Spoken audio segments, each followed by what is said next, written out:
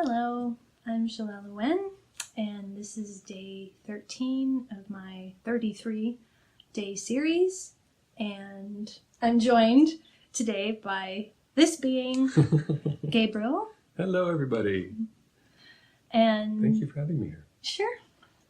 And Gabriel's joining me today similar to what Kalena and I did in day 7, and I've been hearing from people that this was quite meaningful for them. Kalena and I talked about for a bit about Divine Mother, Divine Feminine energies, and then met 5 faces of the Divine Mother. Really cool. Yeah. So we're wanting to do that today, Gabriel and I, with the Divine Father.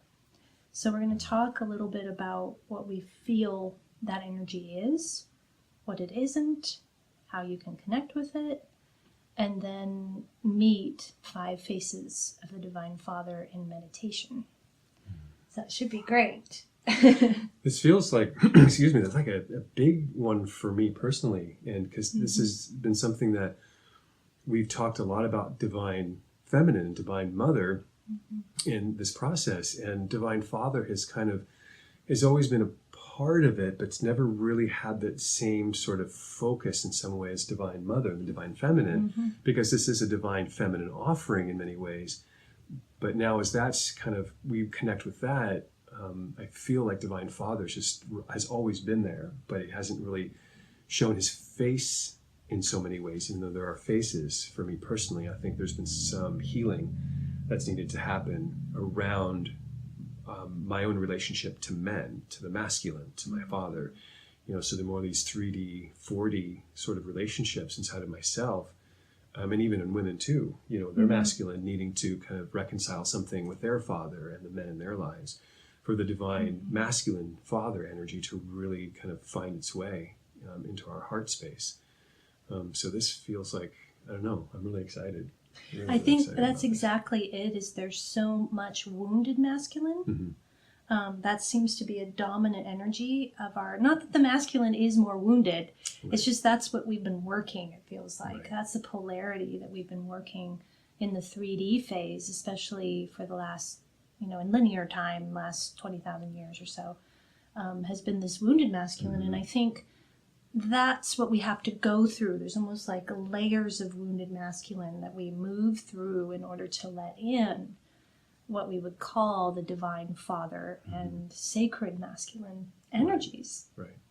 And that can be quite a bit to wade through. Yeah. First. Well, and to even, as I'm feeling it, to even accept in some ways, because in my process, I knew that I had some really so I had some masculine issues. I knew it. I was prepared to admit that. I had some things I was rumbling through in my heart around what is it to be a man.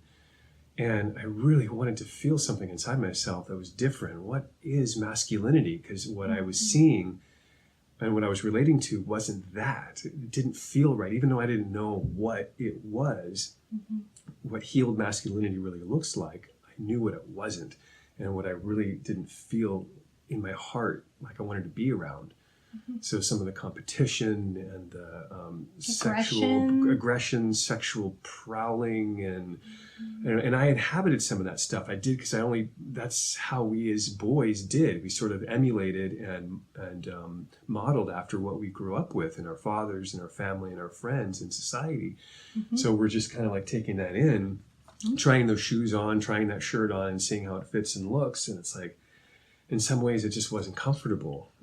So I felt like I needed something different. And the way to do that, it felt like I needed something more feminine to connect with in order to then reconnect with some of my real heart-open masculinity.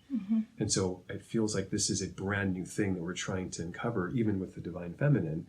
What is sacred feminine? What is sacred masculinity? So this is like a mystery in some way. And we're just kind of healing and feeling our way. What it isn't. Right. How have you related then to what I call the hymn god, which is the masculine god of religions? Yeah, this particular life, I was not really raised religious, so I wasn't a Christian in a way that, like Raphael was. Mm-hmm.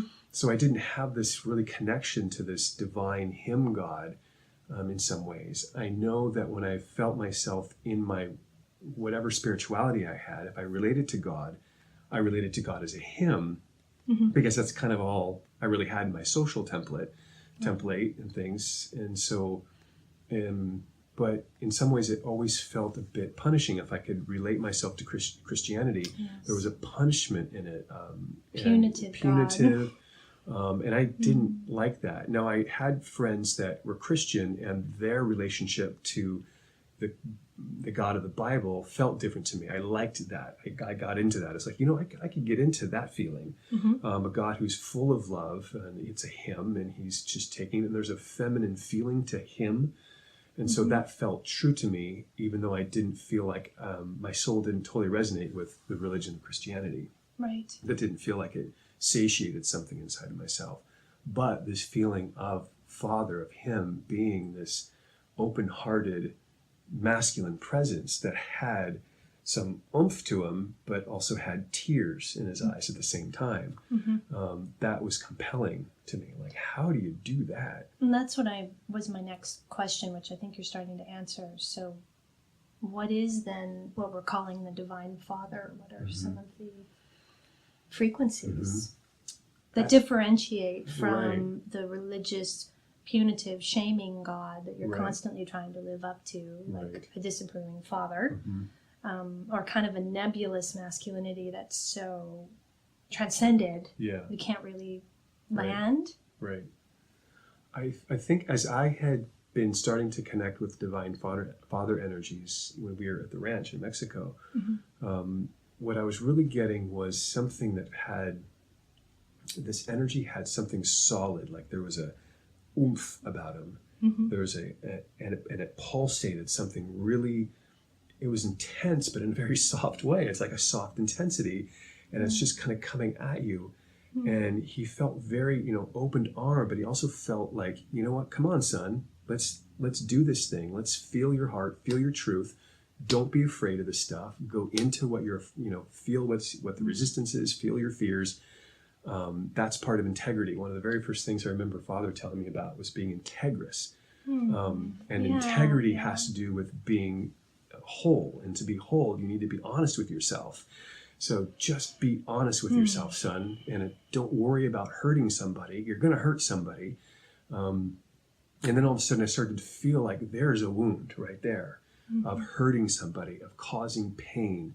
So underneath this sacred wound of masculinity is causing some sort of harm when it comes to this aggression that we've had to feel a shame. Like I can't come to Father because I could feel my soul, a part of my soul feeling guilty.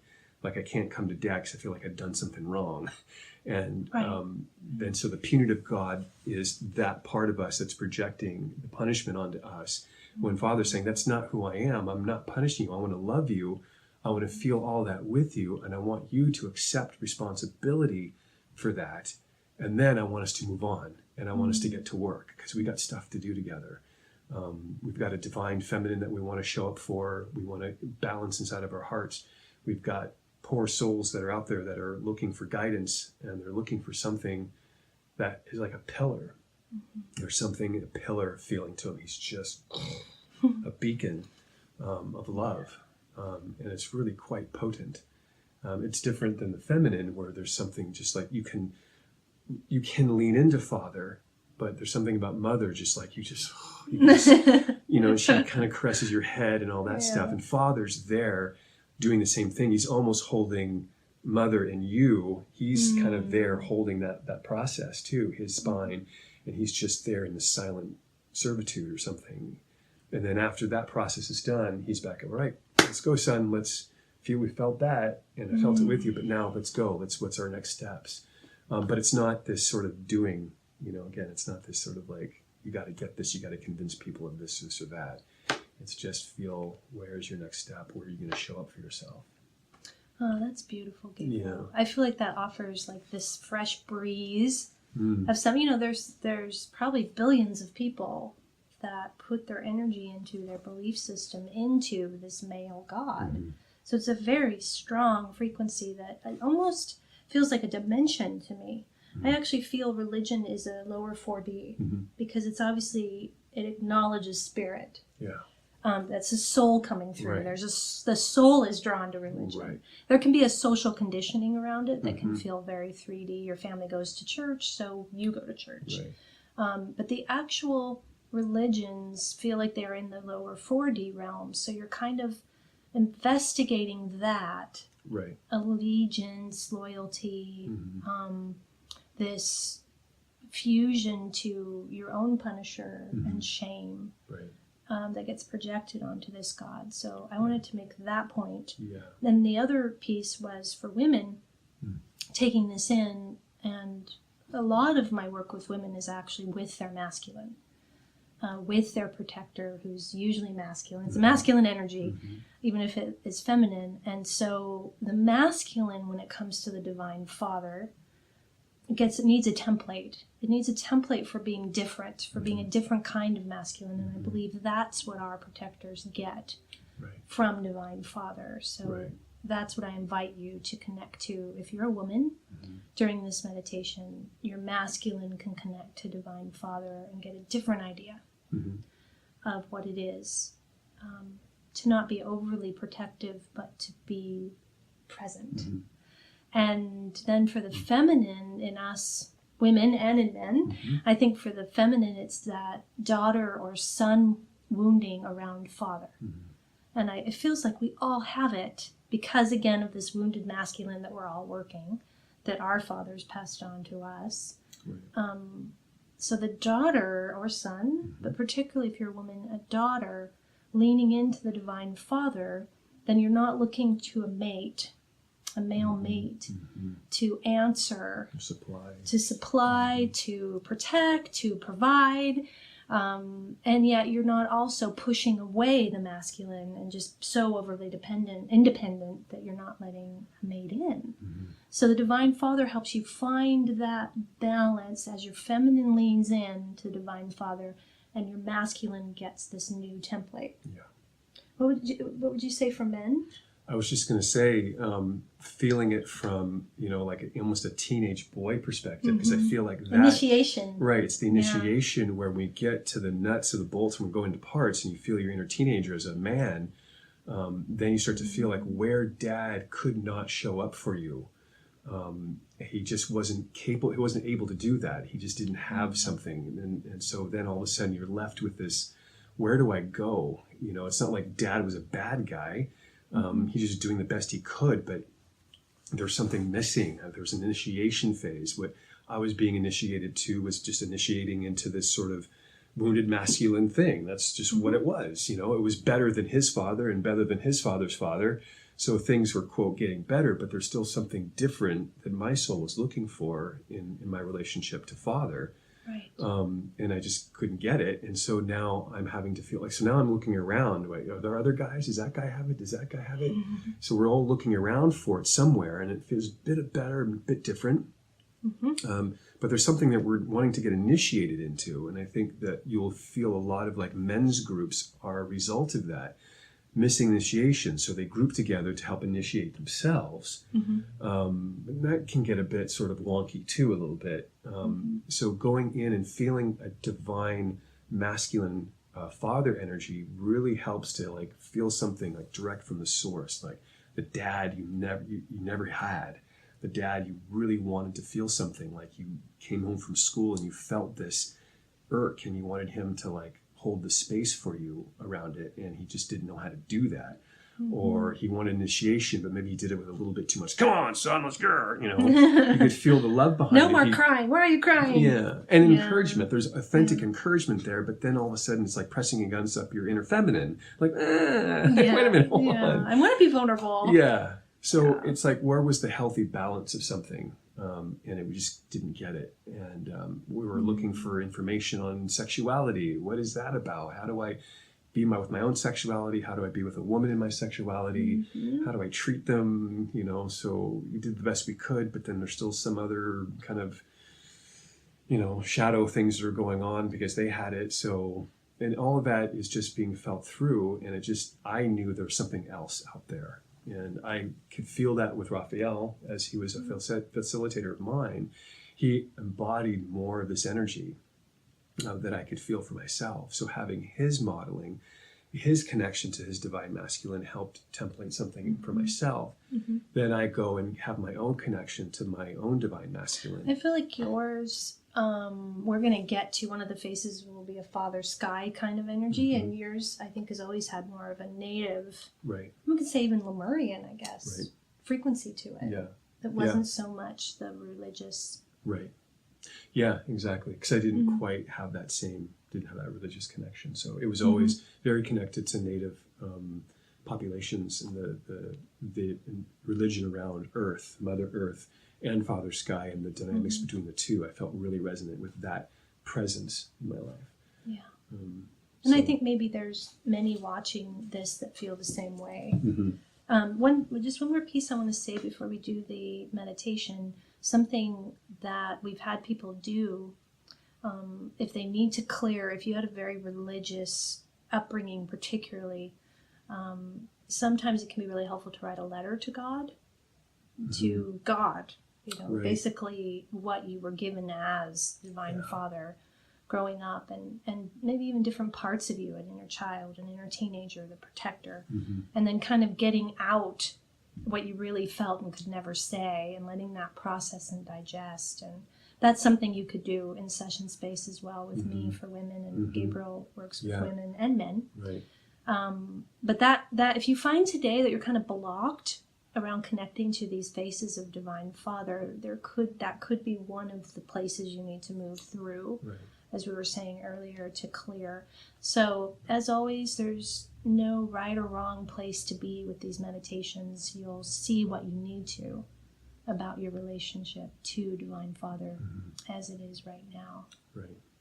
So, and I was just wondering, do we want to talk about them briefly and before, I or just think meet we'll them? just meet them. And Okay. I didn't even know who we were meeting last meditation. Gabriel and I talked about it this time. The faces of Divine Mother have been so clear for Jelelle for such a long time, and they've just been like a central part of the work. When you wrote your book, In the Arms of Mother, that was a big piece about showing these 4 faces and what they represented to you, and now 5. Yeah. But now the faces of Father are just starting to arise, and we're talking about them today and have been for some time, and now they're starting to take shape and form. So it feels really good. Okay.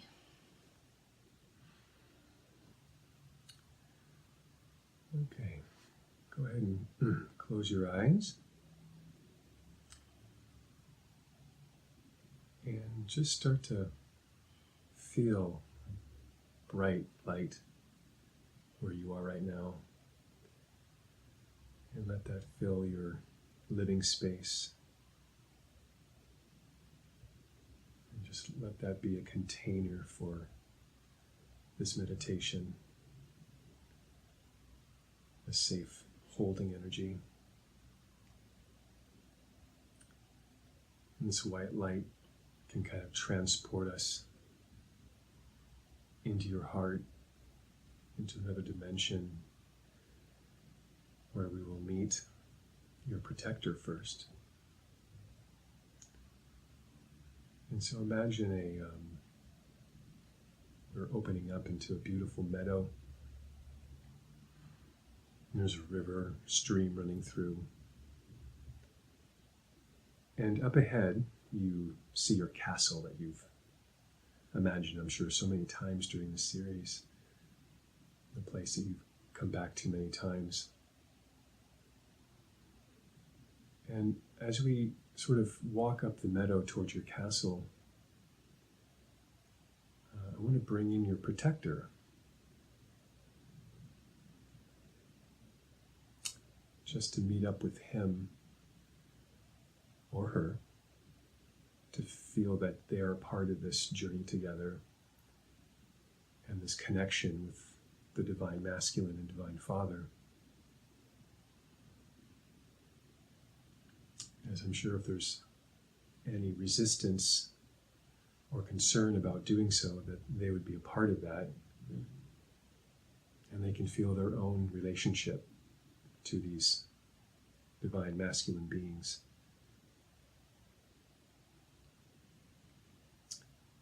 what I feel is off to the left, there is left of your castle, there is a sort of a sacred grove of trees. And these trees kind of embody and hold this divine, sacred, masculine energy. And as we walk into this forest, there's a large clearing in this grove. And in the middle of this clearing is a large fire that is burning, a very sacred fire. And on the outside of this clearing, there are 5 different trails that seem to go off. 5 particular trees that are almost like these statues of divine masculine presence.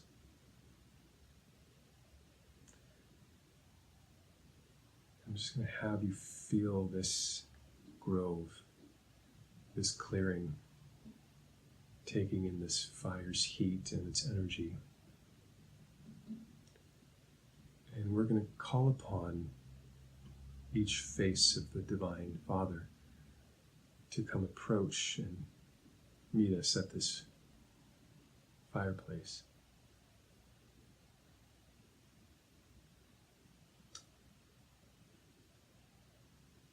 And the first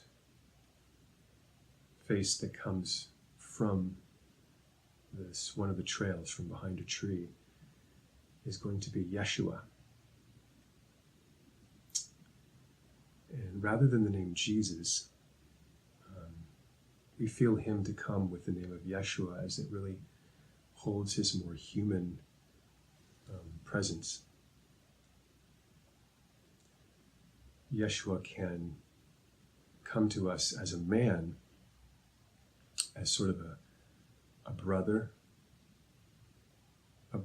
sort of, not quite the father condition, but he has more the presence of a brother sense, maybe the brother we didn't have, the brother that we wish we had. Mm. And he holds this sacred relationship to us, and he gives us the courage to show up to the divine feminine, to feel our own inner romance with our inner feminine that can then come out in a more romance with an external feminine. He holds a sense of pointed truth-telling with open heart.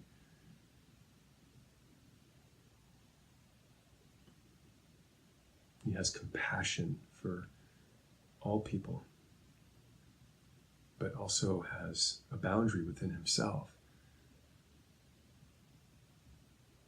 He's not here to save anybody, actually. He's here to guide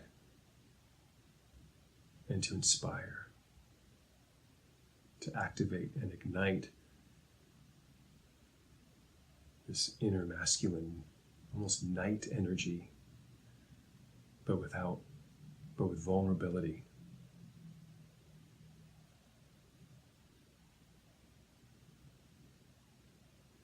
As you connect to Yeshua's brother frequency and mate, just take in if there's any messages or images that he'd like to express to you and your protector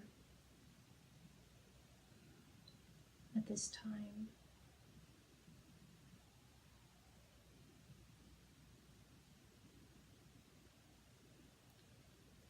And note if there's anything that blocks receiving, religious conditioning or anything like that.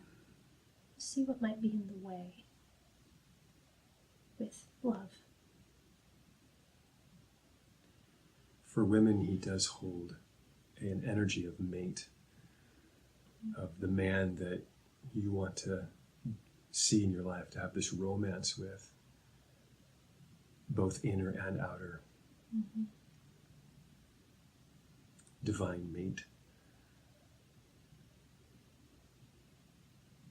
Sensuality and sexuality.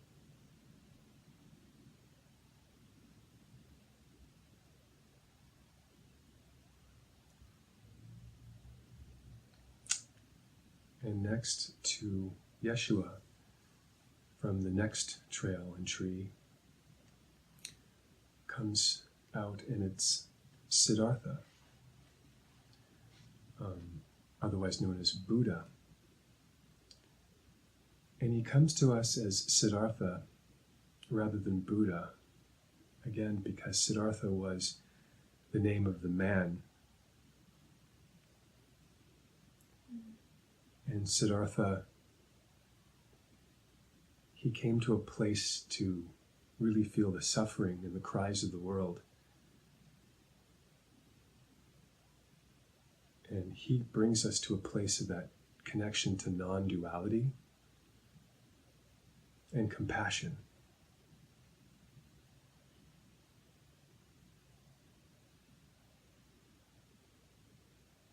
I'm seeing him sitting lotus Mm-hmm. with incense and eyes closed. Mm-hmm. And he's actually not even acknowledging us, really. But he is, you know, his heart is very welcoming, but he's also inviting us into stillness. Yeah. And to let go of anything that doesn't support that stillness.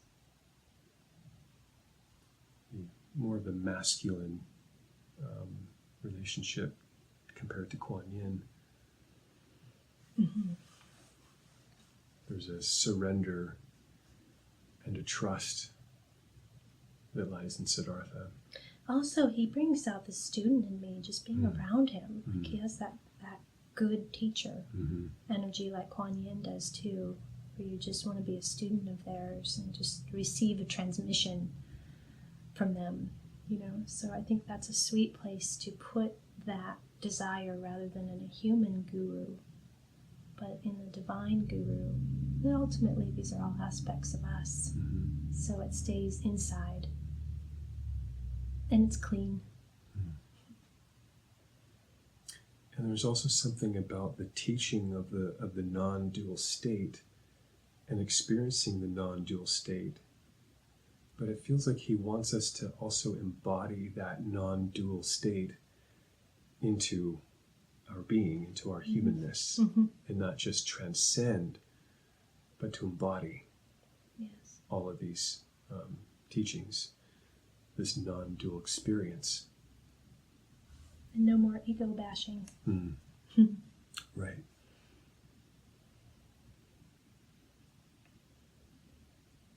Loving the ego, not annihilating the ego.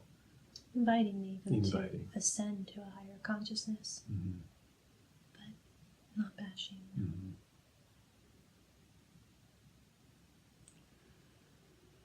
So now take a minute and feel if there's anything that Siddhartha wants to, quote, say to you. He may not use words. You may just look in his eyes and you may get a frequency from him that you need to hear at this time or feel at this time.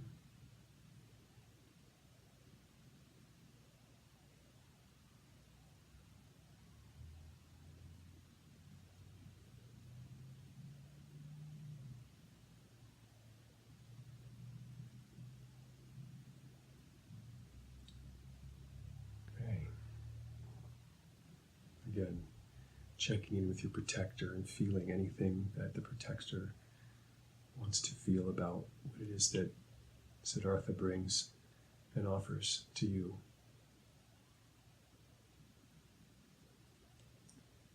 Now, after Siddhartha, out behind the next tree, down the trail, comes a very big presence, tall figure. He's got a cloak on, and many times will show up with armor on, and a sword occasionally. And he comes in as Archangel Michael. this Michael, who's sort of the this archetypal protector energy, doesn't come to us with a sword in hand. He's not here to battle or fight against something, but he's here to shed light upon something. And so in lieu of his sword, he comes with a staff, almost as if he's like a wizard in some ways. Mm-hmm. He's here to illuminate.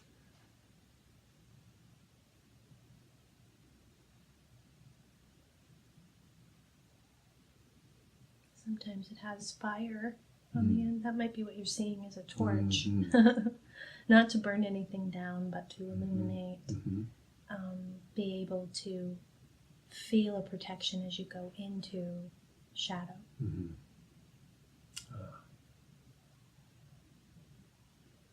There is a Kali-like energy to him, because the fire illuminates. The fire can also burn away whatever's no longer serving.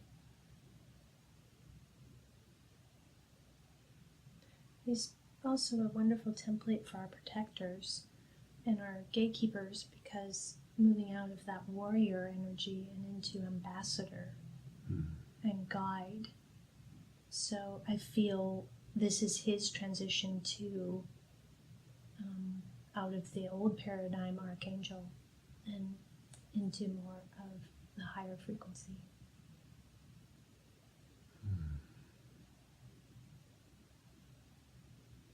His presence is not foreboding, but he's got a deep energy about him that just permeates the space, and he holds the space with there's a confidence of knowingness of just, and you can lean into that strength, almost like a lion heart. It feels like Michael would be another AKA lion heart energy from him. So feel what Michael wants to say to you, to your protector especially,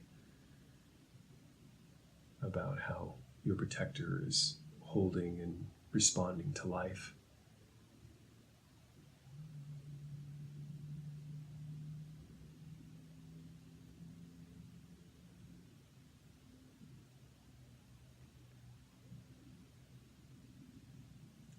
I feel him offering whenever there's this need to fight or to challenge or something that has a different energy. I feel him wanting to be called into your space, to connect and to feel what is underneath that energy of warrior and of fighting.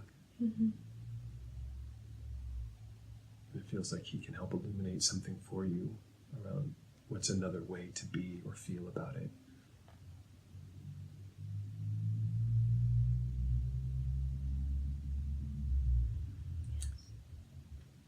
And fourth, next to Michael, coming into this sacred brotherhood circle, masculine circle, comes in Archangel Metatron. I just smile when I say yeah. Metatron can come in so many different ways, and he's got something very like, feels like a scientist, magician, mad scientist. Sometimes wizard. There's a wizard, Zeus energy. He's this just larger than life presence. What did he used to say to me? A thin Santa. But he comes in as a thin Santa. Santa Claus. But there's something that he has, there's a sense of humor in him. There's a softness, but something that's just profound inside of his being. I've always felt him in my being kind of related to like a grandfather, wise grandfather energy that has this twinkle in his eye, just like Santa Claus. Yes. Winks at you. Yeah, there's just a little spark of inner child in him, magical child. There's just something very pointed and direct about him. He's not going to mince words. He'll tell you like it is, but he also has a lot of compassion. And he comes a lot when we're talking about sacred geometry. Metatron just has that presence about him. And he's very very much in love with geometry and how it relates to the feminine and beauty. I also have found him, especially when I first started sharing and writing, he was so inspiring, helping me find words. That's masculine, you know, to be able to communicate and share. To be able to communicate what's in the heart space of the feminine. He's a really great bridge for that, and a wonderful teacher. Yeah.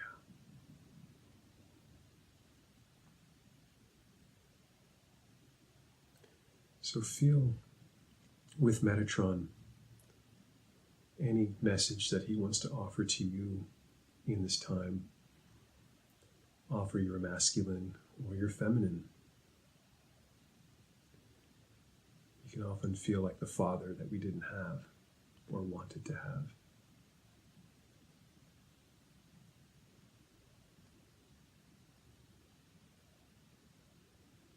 Feels like his counterpart would be Sophia.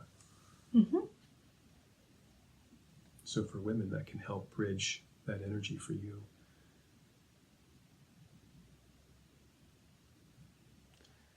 And now last, but certainly not least, is going to be an energy that feels the counterpart to Gaia we were feeling. And that energy feels to come out for me as Father Sky. The Native Americans would talk about Mother Earth and Father Sky. And Father Sky almost can be embodied by a wise elder native man, kind of dressed up in all of these sort of shells or feathers, and has all the Gaia accoutrements around him. He's just grounded in her, and yet he looks to the skies for his guidance, to the cosmos, to the ancestors. And Father Sky it just feels like this infinite presence. In and of itself has no form, but can come through for me in this sort of kind of native elder frequency. He too, I see very much like Siddhartha, sitting on the ground in this traditional sort of Indian, not lotus, but his kind of a Indian posture. Indian style. Yeah, his pipe, and the look in his eye has just deep, deep, universal connection to it. You can just see the stars and the cosmos in his eyes. Yes. And there's wisdom and context with him. He can maybe say a word, and then that word will reverberate 1,000 universes. Like Siddhartha, he may not even say anything at all.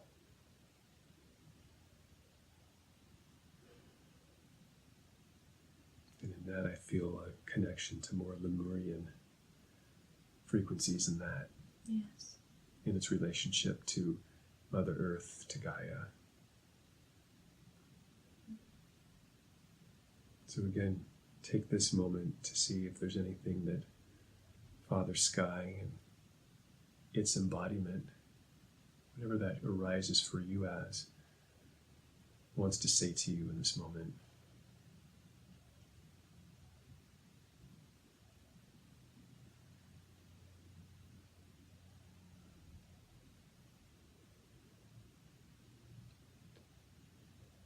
As I'm sitting here in this round space with all of their heart and soul and mind presence centered on the fire, I feel that all of them combined to me is Divine Father. They are Divine Father.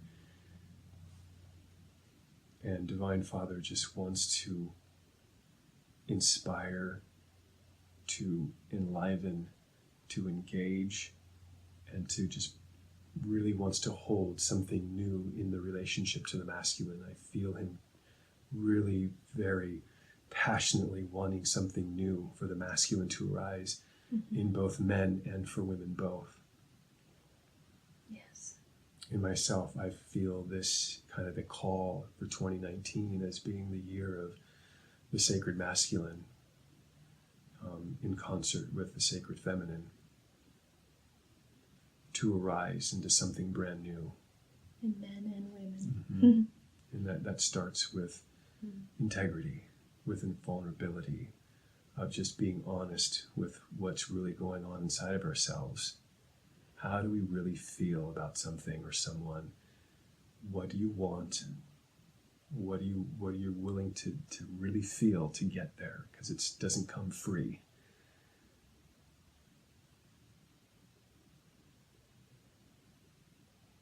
But that he's here every step of the way to hold you, to guide you, to inspire you and encourage you.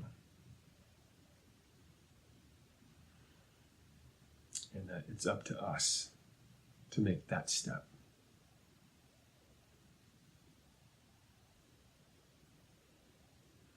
Oh, thank you, Gabriel. Thank you, Father. Well, open our eyes. I see all of them still. Yes. Yeah. It's a different energy than the divine feminine, where it's just like you can feel like a softness. And there's a softness in Divine Father, but there's also a heart's chest raised, spines up, and there's work to do. Here we are. What's next? What's next? Especially now. Yeah. Well, I hope this was inspiring to you. You connected to something different in the masculine. I did, just taking it in. So really, thank you, Gabriel, for just coming in here and leading this. And I will see you tomorrow for day 14. And thank you, everyone, for taking this in for me, too. I appreciate it. See you later. Bye. Bye.